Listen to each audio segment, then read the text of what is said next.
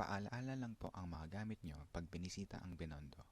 Kilala din ito sa mga maraming mandurukot at pagnanakaw ng nangyayari sa lugar na ito. Kaya dapat ang mga bag, wallet, cellphone at iba pang mahalagang bagay ay laging nakatago, hinahawakan o nakikita. Ngayon, tamahasin nyo na po ang aming vlog.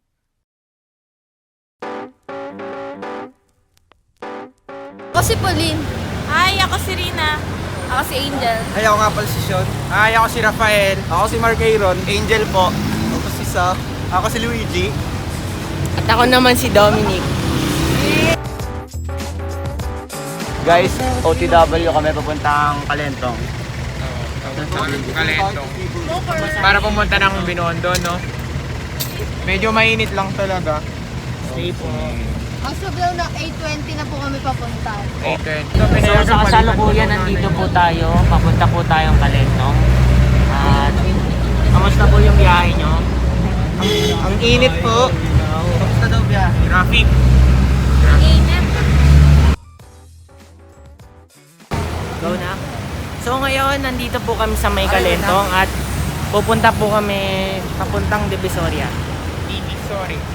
Tara, samahan nyo kami.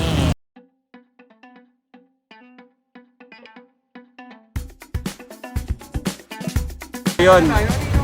Nakasakay kami 8:36 AM at sinakay namin ay Divisoria. Sinakay nyo Divisoria?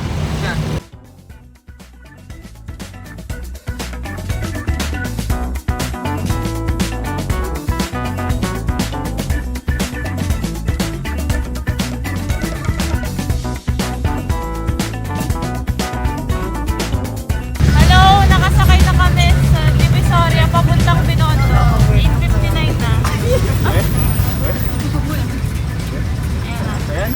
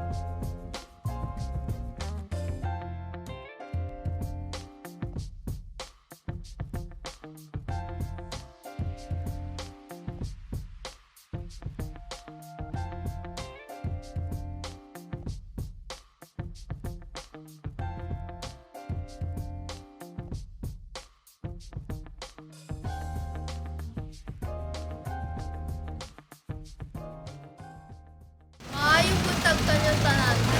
Isa sa pinakasikat sa Maynila, ang lugar na Binondo o kilalang Chinatown. Ang impluwensya nito ay umaabot hanggang sa mga lugar ng Quiapo, Santa Cruz, San Nicolas at Tondo. Ngayon naman ay pupuntahan namin ang mga sikat o madalas puntahan sa Binondo. Madaming teorya ang pinagawa ng pangalan na Binondo. Kunyari, parang ang teoryang Binondo, ibig sabihin na madaming bundok o mountainous. Binondo ay ang sentro ng komersyo at kalakalan ng Maynila, kung saan umuunlad ang lahat ng negosyong pinamahalaan ng Filipino-Chinese. Kabilang sa mga kilalang presidente ay sina Saint Lorenzo Ruiz at Venerable Mother Ignacia del Espiritu. Tara, samahan niyo kami. So, andito kami ngayon sa Binondo Church at itong church na ito may 50 large windows, tapestries at paintings. Ang simbahan na ito ay sinira ng British invasion at ito daw ay nabuo muli ng mga half Chinese at half Filipino na tinatawag na mestizaje.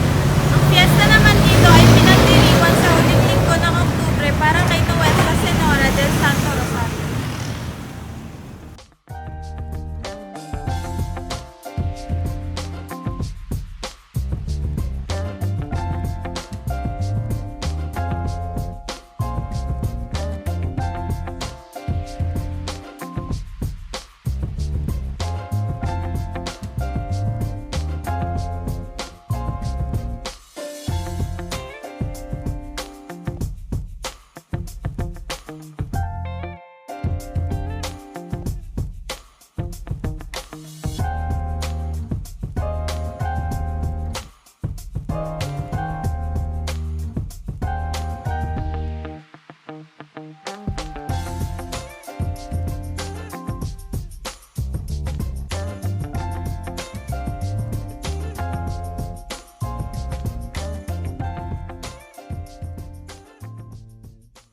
Nandito kami ngayon sa isang nakakaakit tingnan sa mga tao na tinatawag na Plaza Calderon de la Barca.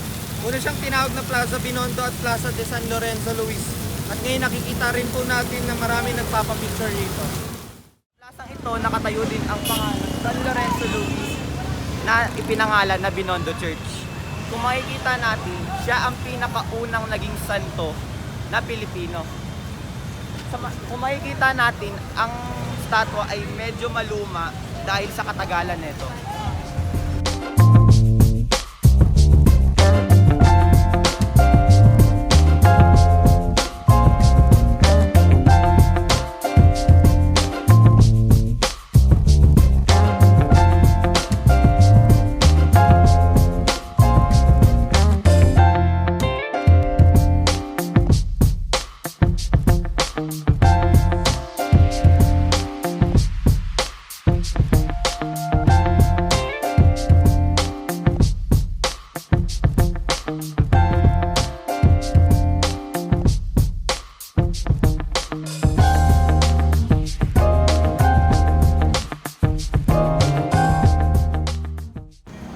Ngayon ay nandito tayo sa street shrine ng Santo Cristo de Longos na kung saan matatagpuan sa gilid ng Pingpin at Tongpin Street.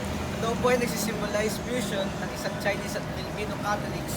So ang mga pupunta dito madalas ay sumisindi ng Mandilaw, insenso para magbigay ng swerte sa buhay. Gaano na po katagal ang De Binondo Shrine? Tagal na eh, nabutan ko na siya rito. Wala nung bata pa ako, andito na siya, nabutan ko na. Okay po. Base po sa karanasan nyo, kamusta naman po ang mga ugali ng mga Chino na nakatira dito? Mababait naman sila, marunong naman din silang makasama. Basta marunong ka nang makasama sa kanila, mabait ka sa kanila, ganun din sila sa'yo. Bakit po napili nyo pumesto sa tabi ng De Binondo Shrine po? Unang-una kasi dito na kasi mother ko, dito na naghahanap buhay. So, parang minana na lang namin. Ganon. Tuwing kailan naman po dinudumog ang De Binondo Shrine po? Dinudumog Opo. pag Chinese New Year at saka anniversary niya. Pwede po namin malaman kung kailan ang anniversary ng De Binondo Shrine. March 22, 1991. Last question po. Bakit po sa tingin nyo ay dinudumog pa din ang De Binondo Shrine kahit ito ay napakaluma ng lugar? Kasi mapaghimala siya. Gumagawa siya ng milagro sa mga taong naniniwala sa kanya. Kaya dinudumog siya at dinadayo siya. Okay po. Thank you po. Maraming salamat.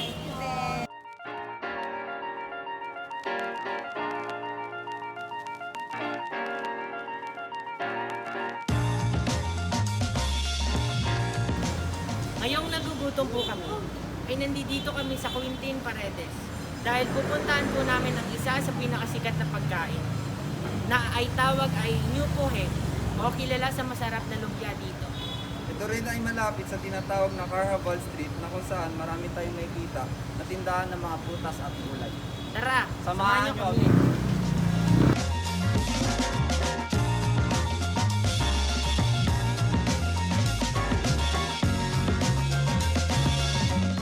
So ngayon po naka-order na po kami ng lumpia. So titikman po natin kung ano po lasa.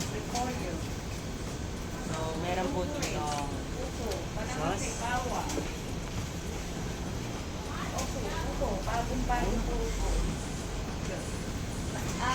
Kasamtaman po.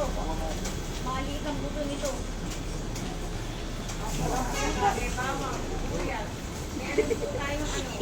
Sarap po siya.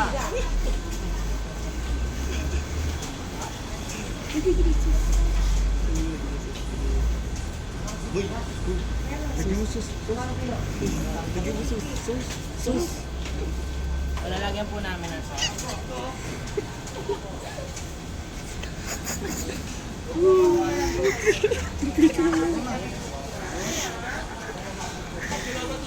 Titikman na po natin.